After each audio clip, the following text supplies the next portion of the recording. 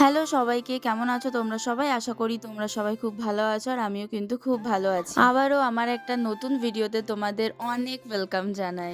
দিনটা ছিল 1 জানুয়ারি, তো আমার তরফ থেকে সবাইকে হ্যাপি নিউ ইয়ার। তোমাদের এই বছরটা কেমন কাটছে সেটা কিন্তু অবশ্যই কমেন্ট করে জানাও। বছরের প্রথম দিনের সকালটা আমি কিভাবে কাটালাম, চলো আজকে ভিডিওতে তোমাদের সাথে আমি সেটাই শেয়ার করব।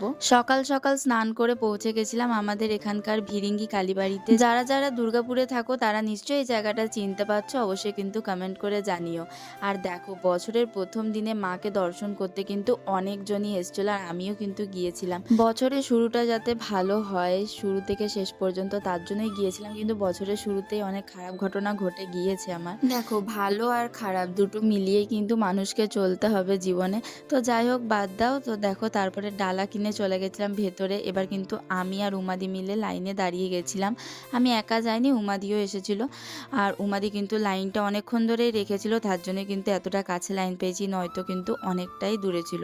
আস্তে আস্তে লাইনও এগোচ্ছে, আমরাও এগোচ্ছি। তোমরা দেখতেই পাচ্ছ মায়ের মুখটা কত সুন্দর লাগছে দেখতে। আর তারপরেই কিন্তু আমরা লাইন দিয়ে ঢুকে গেছিলাম মায়ের একবারে মন্দিরের ভেতরে।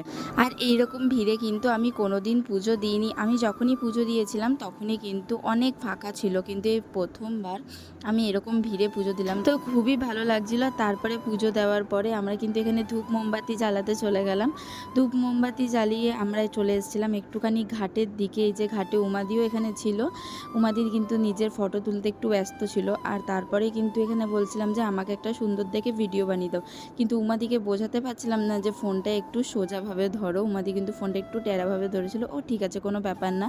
আর তারপরেই দেখো, আমি কিন্তু এখানে সোজাভাবে ধরা করিয়ে আমি একটুখানি চলে এসেছি পোজ দিতে। আর বছরের প্রথম দিন বলে কথা, আর আমি এই ঠাকুর বাড়িতে আসবো না সেটা কখনো হতে পারে না। তো এই দেখো, এখানে কিন্তু আমি ঠাকুর মন্দিরে চলে এসেছি, অনুকূল ঠাকুরের মন্দিরে।